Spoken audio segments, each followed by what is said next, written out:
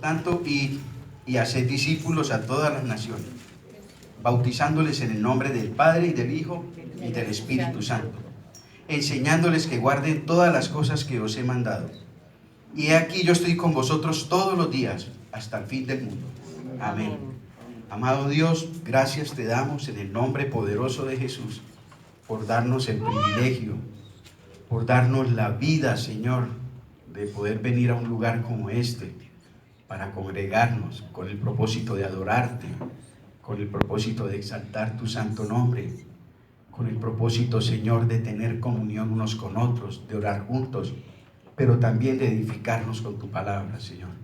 Necesitamos cada día comprender tu voluntad para nuestras vidas, Señor, pero con un corazón dispuesto a ponerla por obra, Padre. Abre nuestro corazón, abre nuestro entendimiento, Señor, para que podamos atesorar las bellezas de tu ley, de tu palabra, Señor. Pero sobre todo, Padre, para esforzarnos por vivirlas cada día, Señor, para que no sea letra muerta en nuestros corazones.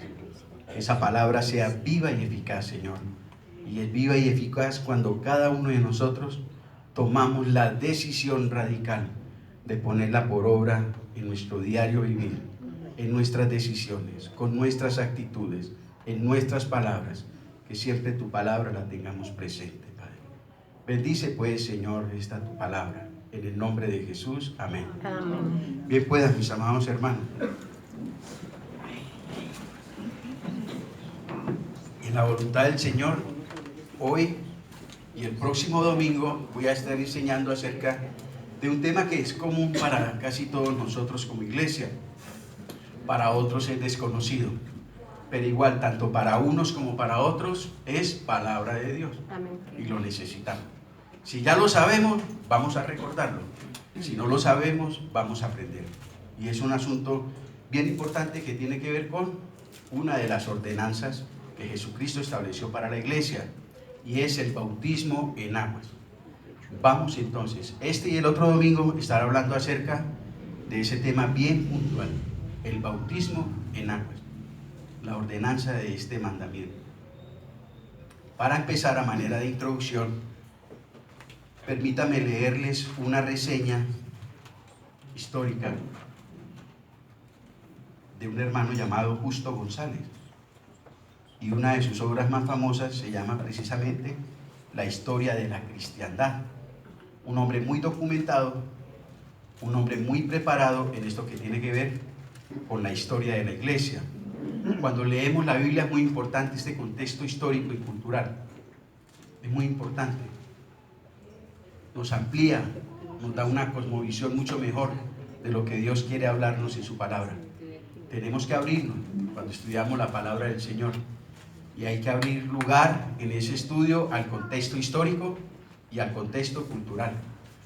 Este es un hombre bien documentado, que nos va a hablar algo acerca de cómo se efectuaba el bautismo en la iglesia de Cristo en los primeros siglos, en los 3 primeros siglos. Más o menos este relato es entre el siglo 2 y 3 después del Señor Jesucristo. Y permítame, leo esta reseña, con todo respeto, de Justo González, La historia de la cristiandad con respecto al bautismo en agua. Dice aquí el hermano. Dice: en el libro de los Hechos de los Apóstoles vemos que tan pronto como alguien se convertía, se le bautizaba en agua. Esto era posible en la primitiva comunidad cristiana, donde la mayoría de los conversos venía del judaísmo y tenían, por tanto, cierta preparación para entender el alcance del evangelio. La iglesia en sus orígenes, la mayoría fueron ¿qué? Judíos, lo que está diciendo aquí el hermano. Sigue. Pero según la iglesia fue incluyendo más gentiles, personitas que no tenían la nacionalidad judía, se fue haciendo cada vez más necesario un periodo de preparación y de prueba antes de la administración del bautismo. Este periodo recibe el nombre de catecumenado, y a principios del siglo III, este estudio o preparación llamado catecumenado duraba 3 años. Durante este tiempo, el catecúmeno, es decir, el estudiante, recibía instrucción acerca de la doctrina cristiana y trataba de dar muestra en su vida diaria de su firmeza en su fe. Y poco tiempo antes de los 3 años y antes de ser bautizado, se le probaba. Aquí él, a continuación, nos va a relatar cómo se celebraba el bautismo en ese entonces, en la iglesia. Dice don Justo González: por lo general el bautismo se administraba en el año una sola vez, en el domingo de resurrección. A principios del siglo III, los que estaban listos para el bautismo ayunaban durante el viernes y el sábado, y su bautismo tenía lugar en la madrugada del domingo, con la resurrección del Señor. El bautismo era por inmersión, por debajo del agua, desnudos, los hombres separados de las mujeres. Al salir del agua se le daba al neófito una vestidura blanca, en señal de su nueva vida en Cristo. Además se le daba a beber agua, en señal de que había quedado limpio, no solo externa, sino internamente. Además se le ungía, porque ahora el cristiano venía a formar parte del sacerdocio real, y se le daba leche y miel, porque había penetrado a la tierra prometida. Estaba llena esa ceremonia de muchos simbolismos, ¿cierto? Pero muy bonito, de mucho simbolismo. Después de todo esto, todos marchaban juntos a la iglesia, donde el neófito, un recién bautizado, los requisitos para los ancianos, uno de ellos es que no sea ¿qué? Un recién bautizado. No quieren tener problemas en una iglesia, no nombren como anciano a un neófito o recién bautizado. Sigue diciendo aquí: después todos marchaban juntos a la iglesia, donde el neófito participaba por primera vez, después de 3 años, del culto cristiano en su plenitud, es decir, de la comunión, de los símbolos, de la Santa Cena. Aunque por lo general el bautismo era por inmersión, en los lugares en que escaseaba el agua, se permitía practicarlo vertiendo agua sobre la cabeza de la persona 3 veces. ¿Por qué 3 veces? En el nombre del Padre, en el nombre del Hijo y en el nombre del Espíritu Santo. Todos los documentos anteriores a esta época, dice don Justo, dejan muchas dudas de que la iglesia bautizara niños. Esta práctica del bautismo de niños vino mucho tiempo o algún tiempo después, cuando empezaron a bautizar a los niños de los creyentes. Hasta ahí la reseña histórica. Aconteció. ¿Por qué razón establecieron un tiempo tan largo para recibir la enseñanza de la fe cristiana? Y luego el bautismo, ¿por qué 3 años? Bueno, ahí cuando ya usted sigue metiéndose en la historia, se da cuenta de que en ese entonces el emperador de Roma era un señor llamado Decio, tipo implacable con la iglesia. Persiguió a la iglesia y se levantó un periodo de demasiada persecución contra la iglesia. Y debido a esta persecución, pues muchos cristianos, entre comillas, empezaron a desertar. Muchos empezaron a desertar. Y también en esta época era una época donde habían demasiados herejes, muchos falsos maestros que se estaban introduciendo encubiertamente en la iglesia. Entonces ellos colocaron este periodo de tiempo de 3 años debido a estos 2 factores principalmente: a la persecución por el emperador Decio, pero también para examinar y probar bien si las personas realmente venían por lo que venían o realmente eran infiltrados de las tinieblas para dividir la iglesia y apartar a muchos del camino de la fe. Dichos factores llevó a la iglesia a someter a los catecúmenos a la prueba del tiempo y de la perseverancia. Entonces duraba 3 años en este estudio, en esta prueba, era especialmente por estos 2 motivos. Ahora, si hacemos nosotros una comparación, teniendo en cuenta el relato que les acabé de leer, en cuanto a la doctrina y a la práctica de esta ordenanza del bautismo, entre nosotros, hoy en día, siglo XXI, con ellos, primera, segunda o tercera generación de cristianos, llamados comúnmente como los padres apostólicos. Ellos tenían fresquito todo el conocimiento y de la doctrina que Jesucristo le dio a los apóstoles, y los apóstoles le dieron a ellos y ellos a la siguiente generación. Aquí estamos hablando cuando mucho de la tercera generación de cristianos. Mire cómo ellos practicaban y enseñaban y realizaban la ordenanza del bautismo. Cuando nosotros lo miramos a la luz de la Escritura, cuando nosotros lo miramos en un relato histórico como este, ¿qué podemos decir nosotros? No estamos muy lejos de la realidad, ¿cierto? Podemos identificarnos plenamente con la enseñanza y la práctica de la iglesia primitiva en cuanto a la ordenanza del bautismo, mis amados hermanos.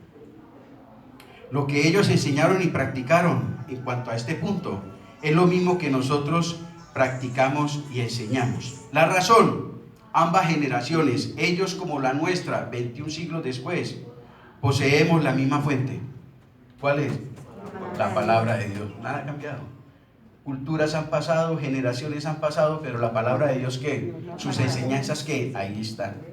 Esta Biblia que usted y yo estamos leyendo, estas ordenanzas que ellos recibieron del propio Señor Jesucristo, es la misma Biblia que tenemos nosotros y son las mismas ordenanzas que en ella están estipuladas. Es precioso todo eso. ¿Qué podríamos tener en común? ¿Me colabora? De ahí resalto, voy a resaltar unos punticos de ahí. Por ejemplo, dice él que el bautismo era por inmersión, no por aspersión o rociamiento. Nosotros, al igual que ellos, tenemos la práctica del bautismo por inmersión. Luego voy a explicar esa situación. Sumergir totalmente a la persona en agua. Ellos lo hacían, nosotros lo hacemos. ¿Por qué? Porque ellos y nosotros estamos de acuerdo. Porque la Biblia lo enseña. Luego vamos a seguir mirando por qué. Otro aspecto que en común. Solo después del bautismo podían las personas participar en la cena del Señor, es decir, de los símbolos. Antes no. Ustedes lo escucharon. Después de que se bautizaban, iban por primera vez ¿a dónde? Allá donde se reunían todos los cristianos a participar por primera vez de los símbolos. ¿Por qué nosotros establecemos aquí en la iglesia el mismo proceso? Porque es un principio apostólico, por decirlo así. Primero se cree, primero recibimos a Jesucristo por Señor y Salvador, luego nos bautizamos y luego empezamos a ¿qué? Ya a participar de los símbolos del Señor. Antes no. Alguien puede decir, bueno, pero yo ya soy cristiano, ¿por qué no puedo participar de los símbolos sin bautizarme en aguas? No. ¿Por qué? Porque hay un principio en la Biblia apostólico, que nosotros lo vemos muy claro en ese pasaje de Hechos. Pero también hay un registro histórico de personas que estuvieron muy cercanas a las fuentes primarias, como el caso de esto que les estoy enseñando. Pero también por sentido común. Si un cristiano que ha nacido de nuevo empieza a participar de los símbolos y bautizarse, ¿qué pasa? ¿Qué dice la Biblia antes de participar de los símbolos? ¿Qué tenemos que hacer? Examinarnos, no participar de los símbolos en desobediencia. Si un cristiano no se bautiza cuando es un claro mandato en la Escritura, ¿él está en qué? En desobediencia. ¿Puede participar de los símbolos? Él sabe que debe bautizarse y no quiere bautizarse, pero sí quiere participar de los símbolos. Como iglesia, ¿le podemos permitir una cosa tan evidente? Por supuesto que no. Teniendo en cuenta todo eso, primero se cree, luego se bautiza y luego se empieza a participar de los símbolos. Es un principio aquí en la Biblia y hay un registro histórico. El bautismo debía ser practicado bajo la autoridad de Dios. Ahí lo leemos. En los lugares donde no había agua, lo hacían igual que donde había agua. Lo hacían siguiendo las instrucciones del Señor Jesucristo, como Él lo dejó estipulado en Mateo 28.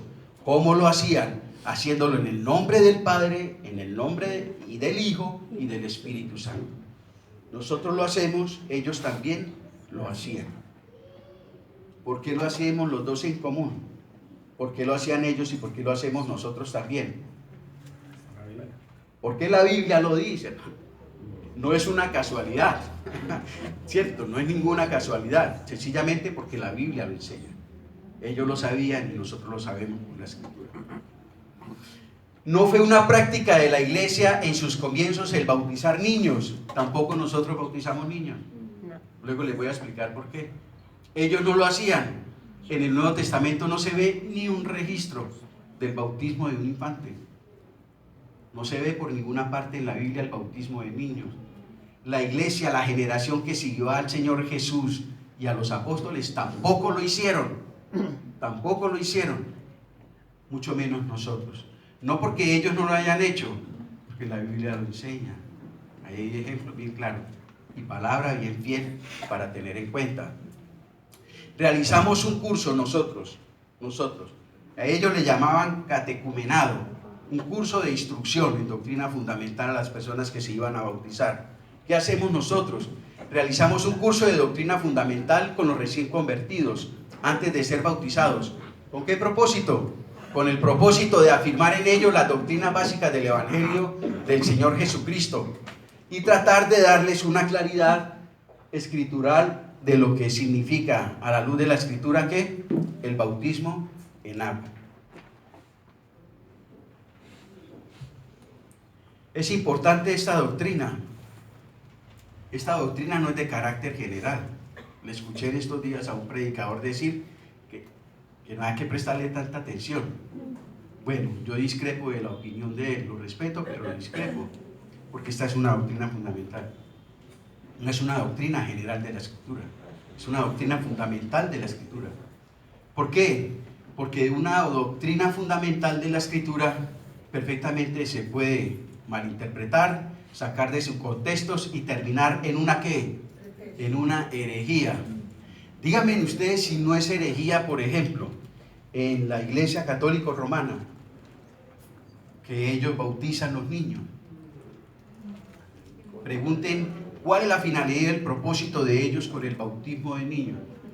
En la doctrina de la Iglesia Católica Romana, el bautismo de niños significa que el niño ya es salvo, que el niño ya es hijo de Dios, que el niño ya tiene la gracia del Espíritu Santo, que el niño ya pertenece de una vez y por siempre, no importa lo que llegue a hacer en su vida, a la iglesia de Cristo.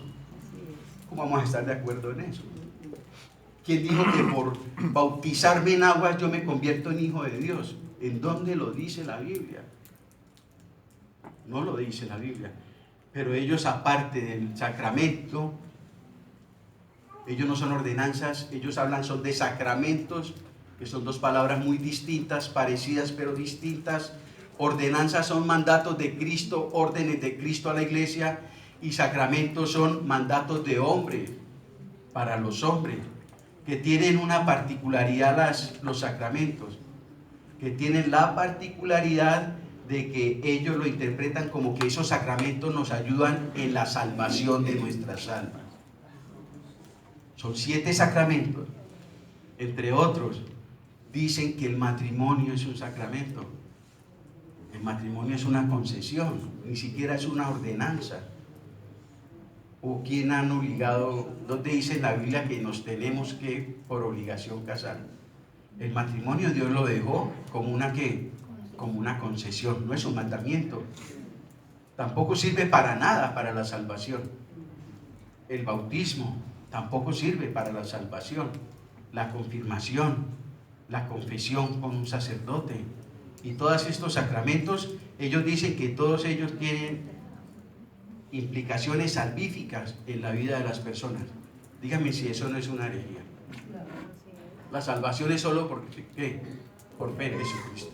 Eso ya son ¿qué? Obras. Si tú no te confirmas, si tú no te bautizas, si tú no te confiesas, si tú tú no puedes ir al cielo. Eso es una salvación por obras. Entonces, ¿es importante este asunto o no es importante? Amén. Algunos sectores de la cristiandad llamados reformados o calvinistas o presbiterianos, ¿qué enseñan con respecto a la doctrina del bautismo? Otra herejía. Otra herejía. ¿Qué enseñan ellos? Que el bautismo en los hijos de los creyentes reemplaza lo que era la circuncisión en el Antiguo Testamento por los hijos del pueblo de Dios. A los 8 días de nacer un niño judío, ¿qué hacían con él? Le circuncidaban el prepucio como señal de que pertenecía al pueblo de Dios. Y eso fue reemplazado en el Nuevo Testamento con esto del bautismo. Entonces a los niños cristianos, hijos de papás cristianos, perdón, ya no hay que circuncidarlos, les aplicamos el bautismo y ya quedan perteneciendo al pueblo de Dios. ¿En dónde está eso en la Biblia? Lo enseñan los reformados, lo enseñan los presbiterianos. Es delicado, es delicado. Es sumamente delicado esta situación. Los que creen en los Jesús solos, ¿qué dicen del bautismo? Que si no nos bautizamos en el nombre del Señor Jesucristo, ¿qué? Nos perdemos. Y la salvación por fe en Jesucristo no es suficiente. Es necesario que te bautices en el nombre de Jesús también. Si yo creo en Jesucristo con mi corazón y le pido perdón por mis pecados, pero no me arrepiento, no me bautizo como ustedes dicen, que se pierde. ¿Cómo se llama eso? ¿Salvación por obras? ¿Es un tema, es doctrina fundamental o no? Pero sumamente fundamental. Como pueblo de Dios necesitamos conocer todo esto, estar preparados y equipados, hermano, para presentar defensa de la fe. Hay un texto en Gálatas 1:6. Todo esto tiene que ver, sin quererlo, con una de las doctrinas más fundamentales de la Escritura, que es la doctrina de la salvación. Están enseñando a los hombres a través de esta ordenanza descontextualizada, le están enseñando a los hombres otro camino de salvación diferente al de Cristo. Dice Pablo hablándole a los Gálatas: estoy asombrado, estoy maravillado de que tan pronto os hayáis alejado del que os llamó por la gracia de Cristo para seguir ¿qué? Un camino diferente. Pablo les estaba diciendo: ¿quién les está enseñando a ustedes un camino diferente para ir al cielo al que yo les he predicado? El único camino para ir al cielo es Jesucristo. Amén. No hay otro camino, no hay otra manera, no hay otro nombre dado a los hombres en que podamos ser salvos. Solo en Jesucristo. Confía en Él, pídele perdón a Él por tus pecados y recíbele en tu corazón como Señor y Salvador. La Biblia dice: cree en el Señor Jesucristo y ¿qué? Y serás salvo, dice la Escritura. Todo aquel que en Él creyere no será avergonzado, dice el Señor. No hay otro nombre, no hay otro camino aparte de Jesucristo para ir al cielo. Estos en Galacia están introduciendo una salvación también por obras. Es necesario creer en Cristo, pero también es necesario circuncidarnos y cumplir la ley de Moisés. Y Pablo dijo: ese es otro evangelio. Ese es otro camino para ir al cielo, que ustedes están inventando, pero que no están en las Escrituras. Y el peligro de ese tipo de situaciones, ¿cuál es? Están llevando a la gente ¿a dónde? Al infierno. Yo les decía ahora a los hermanos, no solo el pecado de incredulidad es lo que condena al ser humano. El no creer en Jesucristo condena a un alma a la eternidad sin Dios, a estar separados de Dios. Pero también hay otra situación que separa al hombre por la eternidad de Dios. ¿Saben cuál es? El error doctrinal. La enseñanza falsa. Es un peligro y por eso la Biblia habla tanto de la sana doctrina. Porque una falsa enseñanza, un falso evangelio va a producir ¿qué? Falsos conversos, falsos cristianos, falsas conversiones. ¿Y cuál será el destino de ellos? Se van a perder. Se van a perder. Es importante conocer, escudriñar una doctrina como el bautismo en agua. Mire por encimita todo lo que hay detrás de eso. No es simplemente ir a mojar a los hermanitos. No, esto es algo doctrinal, que tiene que ver con doctrina fundamental, con doctrinas tan esenciales como la doctrina de la salvación, mis amados hermanos.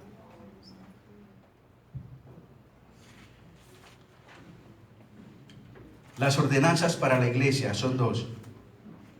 En el Nuevo Testamento solo encontramos dos ordenanzas para la iglesia.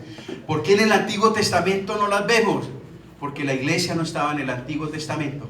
En el Antiguo Testamento la iglesia era un misterio que fue revelado más adelante. ¿Cuándo? Cuando aparece el Señor Jesucristo. Cuando aparece el Señor Jesucristo como Rey de Reyes y Señor de Señores, momentos antes de subir a la diestra del Padre, Él dice: toda potestad me es dada en el cielo y en la tierra. Tengo toda autoridad sobre todo lo que hay en los cielos, en la tierra y debajo de ella. Y teniendo en cuenta esa potestad, esa autoridad, le voy a dar una orden. ¿Tenía él el derecho para hacerlo? Por supuesto que sí. porque Él es Dios sobre todas las cosas. Él es el dueño y Señor de la iglesia. ¿Y cuál es la orden? Id y haced discípulos. ¿Qué más? Bautizándole en el nombre del Padre y del Hijo y del Espíritu Santo. Dese en cuenta en la manera como está escrito esa orden. Son imperativos, son órdenes del Señor. No hay lugar para tomarlo como una opción. Es una orden. Id y haced discípulos y bautícenle en el nombre del Padre, del Hijo y del Espíritu Santo. Dios habla y el pueblo ¿qué? Obedece. Él lo dice y tenemos que hacerlo. Tenemos que ir a predicar el Evangelio. Debemos ir a compartir las buenas nuevas de salvación. Y si una persona se convierte, debemos trabajar con la palabra de Dios para que se vuelvan un seguidor de Jesucristo. Hay mucha diferencia entre un creyente y un discípulo de Cristo. Dios quiere que de creyentes pasemos ¿a qué? A discípulos.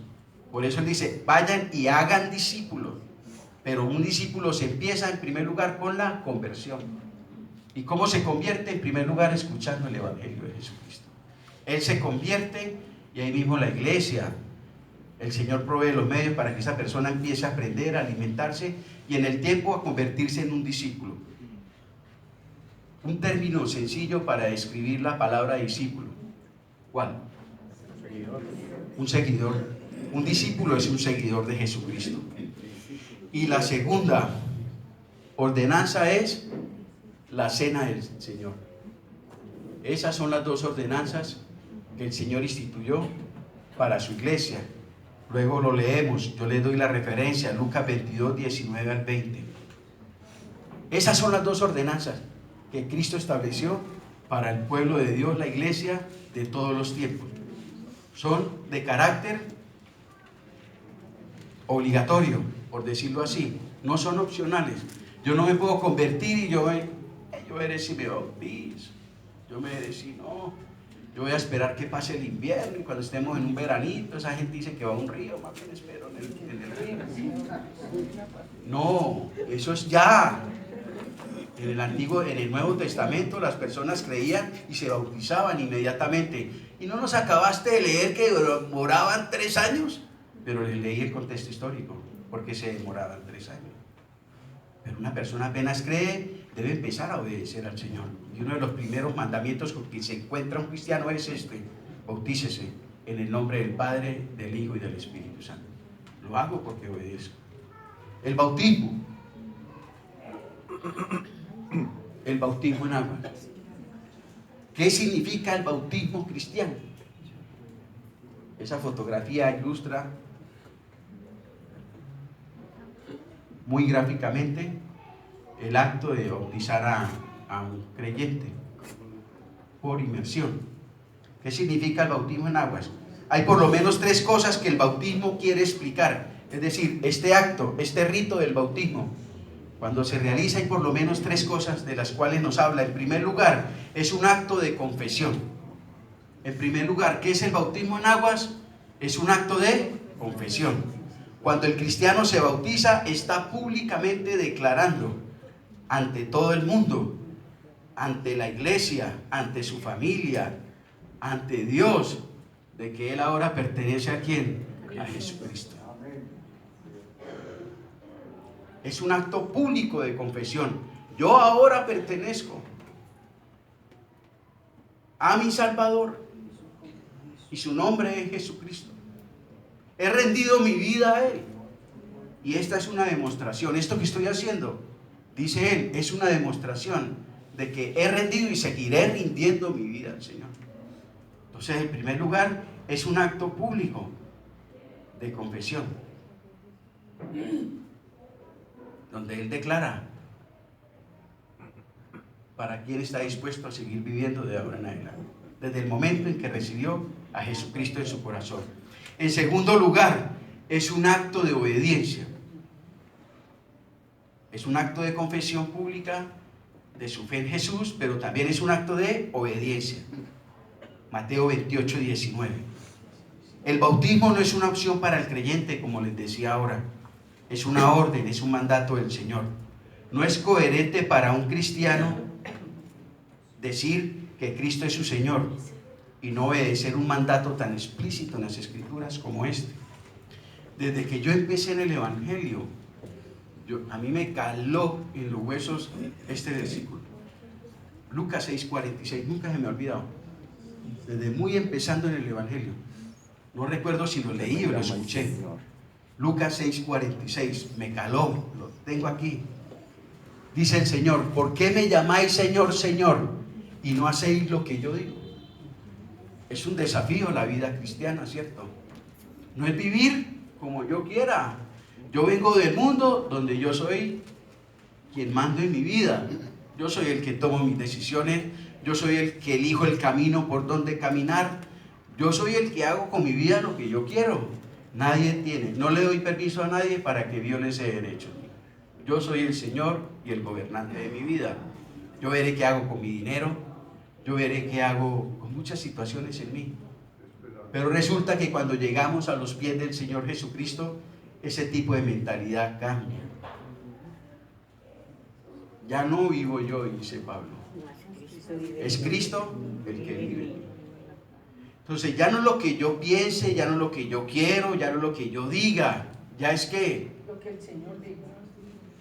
Porque Jesucristo no solo es Salvador, sino también ¿qué? Señor. Y yo les digo algo y se los digo con mucha apropiación. Jesucristo no puede salvar a alguien que no pueda gobernar. Si Jesucristo no es Señor de tu vida, tampoco es Salvador. Téngalo por seguro. Una sola confesión de labios no es suficiente. Esa confesión de labios donde tú le dices que es tu Salvador debe ir acompañada de una vida subordinada a Él. Si Él no es tu Señor, tampoco es tu Salvador. Ténganlo por seguro. Él no va a salvar a alguien que Él no vaya a gobernar. Hay que dejar la manera de como yo antes pensaba y vivía. Entonces, ese versículo me ayudó mucho a entender esto. Es que no se trata ya de mí, se trata de quién, de Él en mí. ¿Por qué me dicen Señor, Señor y no hacen lo que yo les digo? Entonces, en este caso puntual del bautismo, no es una opción, es un mandamiento. Y si quiero ser coherente con mi fe y con mis creencias, debo empezar ¿por qué? Por obedecer.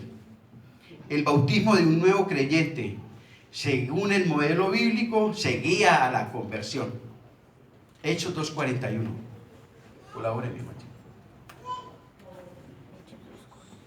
De acuerdo al libro histórico, porque el libro de los Hechos es un libro histórico, más que el libro de los Hechos de los Apóstoles, más bien sería el libro de los Hechos del Espíritu Santo. Y es un libro de naturaleza histórica que registra los inicios de la iglesia primitiva. Es un registro histórico escrito por Lucas, un médico historiador, un erudito también, de la iglesia. Y en el libro de los Hechos podemos ver que las personas cuando se convertían al Señor, inmediatamente que se bautizaban. Ese era el modelo bíblico. Así que después de que Pablo predica el primer sermón evangelístico a toda esa cantidad de judíos y que se convirtieron 3,000, ya terminando, gracias Alejo, Pedro, ya, porque cuando Pedro lo predicó, Pablo todavía estaba persiguiendo y asolando la iglesia. Qué error. Gracias Alejito. Pedro, cuando terminó de predicar ese primer sermón evangelístico de la iglesia cristiana, se convirtieron 3,000. Y finalizando, dice la Biblia, ¿cuál fue el resultado de ese sermón evangelístico? Dice, así que los que recibieron su palabra, es decir, recibieron al Señor, aceptaron el mensaje, se arrepintieron de sus pecados y recibieron a Jesucristo por Señor y Salvador. Eso es lo que quiere decir ahí. Así que los que recibieron su palabra fueron ¿qué? Bautizados. Inmediatamente fueron bautizados. Hechos 10:47.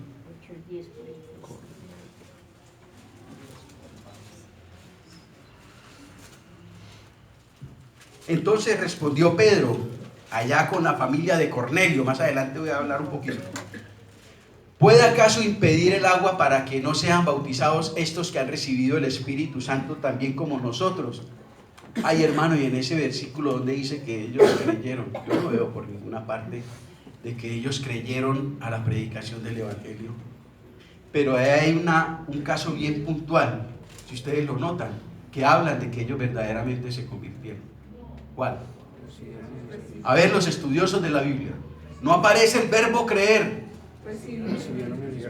Porque recibieron ¿a quién? Al Espíritu Santo. No se puede ser salvo sin tener al Espíritu Santo. Usted no puede decir que tiene al Espíritu Santo y no es salvo aún. ¿Por qué Pedro se dio cuenta de que ellos ya habían sido salvos? Porque dice, ellos han recibido el Espíritu Santo. Ya son salvos. ¿Qué impide que los bauticemos? Es lo que está diciendo Pedro. Dice Pedro muy puntual. ¿Puede acaso alguno impedir el agua para que no sean bautizados estos que han recibido el Espíritu Santo? Si tú recibes el Espíritu Santo es porque eres ¿qué? Salvo. La Biblia dice que el que no tiene al Espíritu Santo no es salvo. Lo dice la Escritura. Primero es un acto de confesión, segundo es un acto de obediencia al bautismo y tercero es un acto, un símbolo de identificación con Cristo en su muerte, en su sepultura y en su resurrección. También es un acto simbólico el bautismo, también tiene esa connotación simbólica, está representando algo. Entonces el creyente que está descendiendo a las aguas se está identificando con su Salvador. ¿En qué sentido? En su muerte, en su sepultura y en su resurrección. La diapositiva. Ahora aquí vemos un pequeño gráfico. En la antigüedad, los bautisterios de las iglesias o donde llevaban las personas a bautizar, en los antiguos bautisterios, yo no quiero usar las gafas, pero me va a tocar. En los antiguos bautisterios, los creyentes entraban al agua por unas escalerillas y después de ser sumergidos, salían del agua por el lado opuesto, o sea, por donde ellos entraban, por ahí no salían. Ellos entraban por una parte y salían por otra. Todo eso era un simbolismo. Todo eso representaba algo bien bonito, algo bien precioso. Cuando el creyente empezaba a entrar en el agua, él estaba figurando y se estaba identificando ¿con qué? Con la muerte del Señor Jesucristo. Cuando el creyente es sumergido totalmente en el agua, cuando todo su cuerpo se sumerge totalmente en el agua, como está aquí, ¿qué simboliza? La sepultura del Señor Jesucristo.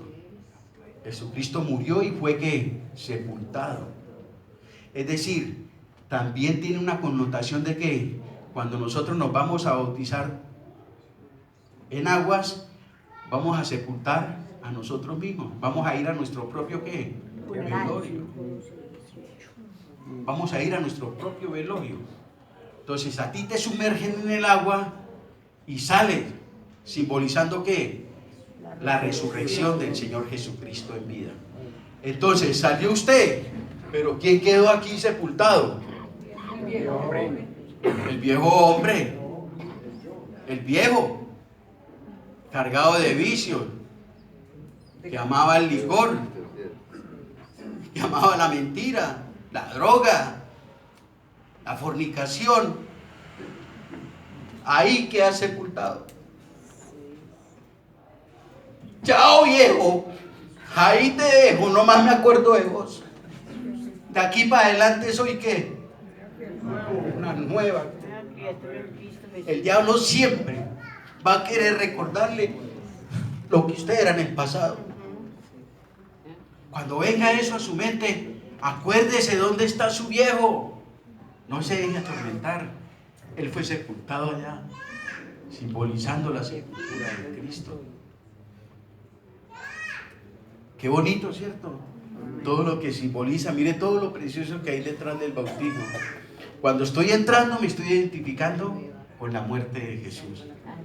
Cuando el que me bautiza me sumerge totalmente en el agüita, ahí me estoy identificando ¿con qué? Con la sepultura de Cristo. Allá queda el viejo y me levanto, identificándome con la resurrección del Señor. ¿En nueva qué? En nueva vida. En nueva vida. Y qué bonito que en ese orden de ideas, con el pasar del tiempo en nuestro caminar con Cristo, la gente que te conoce de toda la vida pueda ver en usted y en mí un antes y un después. Por lo general y por la gracia de Dios, mis amigos, mi familia, siempre hablan de Antonio de un antes y un después. Yo me acuerdo cuando usted, y ahora, no, ya no. Bueno, ya ando en una nueva vida. Ese el que usted se acordaba, lo dejé sepultado hace muchos años. Allá está todavía sepultado ese viejo hombre. No hay que darle lugar. Si usted le da la oportunidad, él se para. Hay que dejarlo allá sepultado. Por eso hay que vivir todos los días con Cristo. Jesús dice: separados de mí nada podéis hacer. Y para que ese viejo hombre permanezca allá por siempre, mientras estemos en esta tierra, debemos estar pegados cada día del Señor. Porque si usted le da respirito, Él se levanta. Él se levanta, Él no se rinde. Esa naturaleza está ahí siempre. Hermano, ¿qué significa el bautismo cristiano? Primero, es un acto de ¿qué? De confesión. Segundo, es un acto de obediencia. Y tercero, es un acto que simboliza ¿qué? Con la cual el cristiano se identifica ¿con qué? Con la muerte, la sepultura y la resurrección ¿de quién? De nuestro Salvador. Qué precioso, de nuestro Salvador. En esto que estamos viendo a la luz de la Escritura, de pronto han visto que nos bautizamos para ser salvos. Nos bautizamos ¿por qué? Porque ya somos salvos, mis amados hermanos. Nos bautizamos porque ya somos salvos. Segunda de Corintios 5:17. Yo creo que nadie se lo sabe. Pero proyectémoslo para que todos recordemos esa preciosa realidad de lo que ocurrió cuando usted y yo le entregamos de corazón nuestra vida a Jesucristo. La Biblia dice: de modo pues que si alguno está en ¿quién? Cristo. No si alguno estuvo, no si alguno estará, no, si alguno ¿qué? Está, o sea, ahora. Tú lees ese mismo versículo mañana y vas a leer lo mismo. Si alguno está ahora. Eso se trata de cada día, cada minuto estar en ¿quién? En Cristo. Si alguno está en Cristo, ¿qué dice la Biblia? Nueva criatura. Las cosas viejas ¿qué? Pasaron. Todas son hechas nuevas. Tiene mucha aplicabilidad también este versículo al simbolismo de la muerte, la sepultura y la resurrección del Señor Jesucristo. Si alguno está en Cristo, nueva criatura es. Hemos resucitado a nueva vida en Cristo Jesús. Las cosas viejas, el viejo hombre allá quedó sepultado. Gloria al Señor que nos sacó de toda esa vida, que nos rescató del hoyo cenagoso. Solo Él lo pudo hacer. Cada uno de nosotros tiene un testimonio poderoso de lo que hizo Jesucristo en nuestras vidas. Amén. Y yo sé que el común denominador de esos testimonios es: solo Él lo pudo hacer. Solo Él. No fue mi voluntad, no fueron los centros de rehabilitación, no fue nada de eso. Solo el poder y el amor de Dios hizo de mí una nueva criatura. ¿Cómo retroceder? ¿Vale la pena retroceder? ¿Vale la pena volver al chiquero de donde el Señor nos rescató? Un vómito, no. Por favor. Por favor, que se escapa. Cambia. ¿Sí? ¿Quiénes deben ser bautizados? El bautismo es pues la segunda ordenanza establecida por Cristo para la iglesia, que debe ser practicada permanentemente con todos los que creen en el Evangelio del Señor Jesucristo. ¿Quiénes deben ser bautizados? Todos los que a través del tiempo responden al llamado de Cristo, responden al mensaje del Evangelio, caen de rodillas a la cruz de Cristo, pidiéndole perdón y recibiéndole por Señor y Salvador. Todos ellos, dice la palabra del Señor, deben ser bautizados. Jesús estableció quiénes podían ser objetos de esta ordenanza. Él dice ahí en el versículo de Mateo: Id y haced ¿qué? Discípulos, bautizándole. Se bautiza a un discípulo, ¿cierto? Según el texto ahí de Mateo 28. Pero obvio, como les decía ahora, mis amados hermanos, usted no puede ser discípulo de Cristo, seguidor de Cristo, si primero ¿qué? Si primero no se convierte a Él. Primero se convierte uno y luego por la gracia del Señor, se transforma en un discípulo. No puede haber discipulado sin ¿qué? Sin conversión. Cuando el propio Señor Jesucristo está diciendo que hagan discípulos y bautícenlos, Él mismo está dando por sentado que ese grupo de personas que Él llama discípulos son ¿qué? Creyentes, ya han creído en Él. Por eso Él dice, id por todo el mundo y predicad el Evangelio a toda criatura. ¿Cuál puede ser la respuesta a ese llamado? El recibirlo, el convertirse. Cuando eso ocurre, entonces el Señor dice, y háganlo discípulo. Y luego ¿qué? Bautícenlo en el nombre del Padre, del Hijo y del Espíritu Santo. Con toda claridad se refiere a personas que han creído en Él. Esa es la salvación. La salvación es colocar mi fe, mi confianza en una persona que se llama Jesucristo, el Hijo de Dios, y en lo que Él hizo por mí en la cruz. Hablaba ahora con los hermanos del discipulado. Nuestra fe para la vida eterna de nuestras almas no puede depender ni estar circunscrita a una persona, a una religión, a unos dogmas de hombres. Nada de eso. Nuestra fe y confianza solamente debe estar puesta para la salvación de nuestras almas. ¿En quién? En Cristo y solo en Cristo. Si usted quita su mirada de ahí, no hay esperanza para su alma. La Biblia dice en el Antiguo Testamento, mirad a mí, dice el Señor, y sean salvos todos los términos de la tierra. ¿Qué se necesita para que todos los términos de la tierra sean salvos? Una mirada ¿de qué? De fe. Como dice ese, que me lo alista porque ahorita lo cantamos. Una mirada de fe. Una mirada de fe es suficiente para salvar al pecador. El bautismo está reservado, por lo tanto, para los creyentes. La enseñanza general de la Escritura es clara. La fe personal en Jesucristo como Salvador y Señor precede siempre al bautismo. Primero creo y luego me bautizo.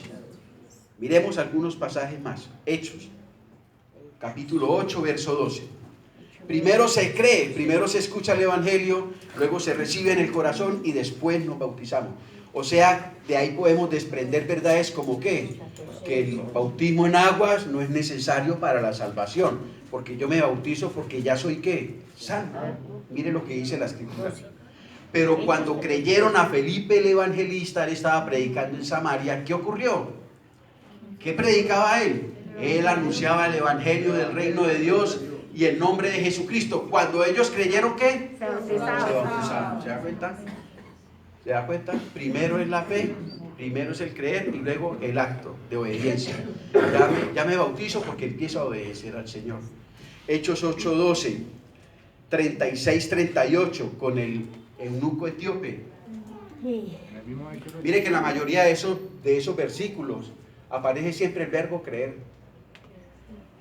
Y yendo por el camino llegaron a cierta agua. ¿Quiénes? Felipe y el eunuco etíope, que iba en el carro leyendo el profeta del libro de Isaías, pero no entendía. Y el Espíritu Santo tomó a Felipe y le dijo: Felipe, acércate a ese hombre y compártele la palabra. Y él le preguntó: Señor, ¿está entendiendo lo que lee? Y él dice: ¿y cómo voy a entender si no hay quien me explique? Entonces Felipe se sentó y le explicó el evangelio del Señor Jesucristo, empezando por el libro de Isaías. ¿Y cuál fue el resultado? Y yendo por el camino llegaron a cierta agua, y dijo el eunuco: aquí hay agua. ¿Qué impide que yo sea bautizado? ¿Cuál es el único requisito para poder bautizarme en aguas? Versículo que sigue. Felipe le dijo: si crees de todo corazón, bien puedes. Y respondiendo el eunuco dijo: creo que Jesucristo es el Hijo de Dios. Si una persona que ha recibido de corazón a Jesucristo, esa persona puede, con toda libertad y en obediencia a la palabra, ser bautizado.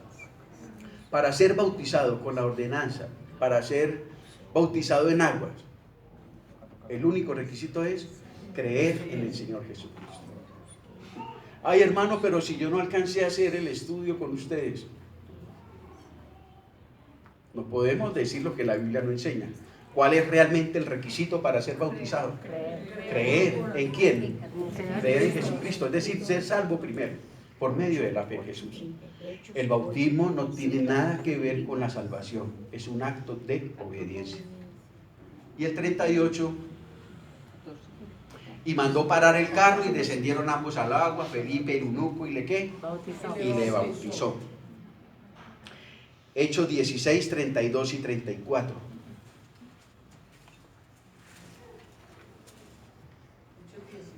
Y 34. Está hablando aquí con el carcelero de Filipos. Y le hablaron la palabra, Pablo y Silas, al carcelero de Filipos. Y le hablaron la palabra del Señor a él y a todos los que estaban en su casa. Y él, tomándolos en aquella misma hora de la noche, les lavó las heridas y enseguida se bautizó, él con todos los suyos. Y llevándolos a su casa les puso la mesa y se regocijó el carcelero de Filipo. ¿Por qué? Porque él se regocijó con toda su casa de haber ¿qué? Creído a Dios. El versículo anterior es donde Pablo le dice, cree en el Señor Jesús y serás salvo tú y tu casa. Y él creyó. Los llevó a la casa y en la casa les predicó a todos y todos recibieron a Jesucristo. Por eso él dice que él se regocijó porque todos creyeron. ¿Y qué pasó después de que toda esa familia creyó? ¿Fueron qué? Fueron bautizados. Y el último versículo 18:8.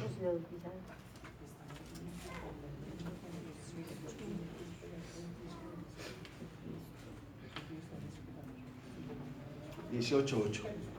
Y Crispo, el principal de la sinagoga, creyó en el Señor con toda su casa. Y muchos de los corintios oyendo creían y eran bautizados. De manera pues, hermanos, que evidencia bíblica hay. El bautismo no es para salvación. El bautismo es un acto de obediencia de una persona que ya ha creído en el Señor Jesucristo. Ahora bien, teniendo en cuenta lo anterior, podemos afirmar a la luz de las Escrituras lo siguiente.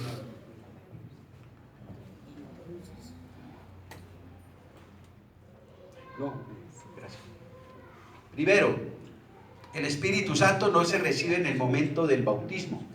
El Espíritu Santo se recibe en el momento de la conversión. Porque muchas personas tienen ideas equivocadas también con el bautismo en agua, aparte de las herejías que les dije al principio. Hay gente que dice, yo me voy a bautizar en agua para recibir al Espíritu Santo. No, eso es incorrecto. Si usted se va a bautizar en agua es porque ya es salvo. Y si ya es salvo, ya tiene ¿qué? Ya tiene el Espíritu Santo. En Juan, leamos esos versículos que son importantes para entenderlo. Juan 7, 37 y 39.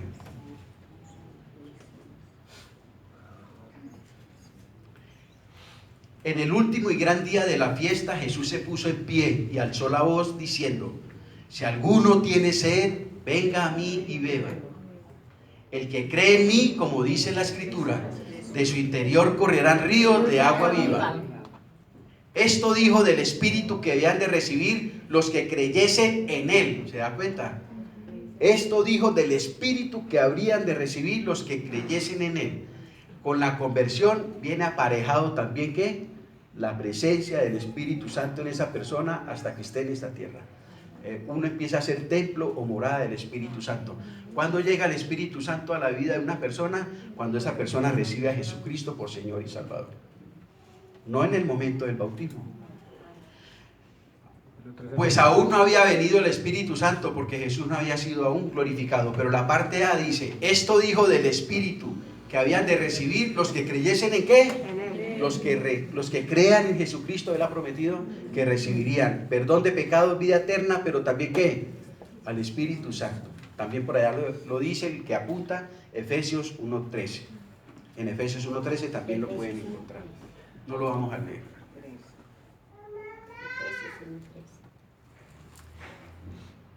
No encontramos ninguna ocasión en el Nuevo Testamento donde se bautizaran bebés.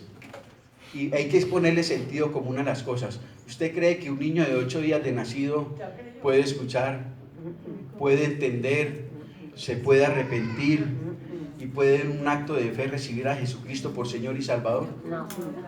Es imposible, o sea, hay que colocarle sentido común. Un niño no tiene esa capacidad. Un niño sencillamente no lo puede, él está incapacitado para hacerlo. Por su edad, no tiene las facultades. Porque esto se requiere de facultades, de entendimiento, esto es para adultos. Por eso es que no se ve usted un bautismo de niño en el Nuevo Testamento. Porque esto es para personas que piensen, que entiendan, que puedan reflexionar acerca de lo que están escuchando y tomar una decisión. Un bebé es absolutamente imposible que pueda dar una respuesta a una situación de estas. Mis amados hermanos, pongámonos sobre nuestros pies.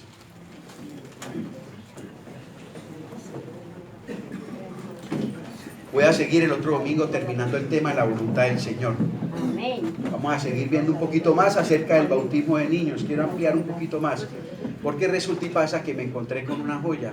Escudriñando esto, el bautismo de niños realmente tiene una connotación de naturaleza pagana. Y es bien feo, es bien feo. Ojalá pueda traerles esa historia que me encontré acerca de del contexto del bautismo de niños.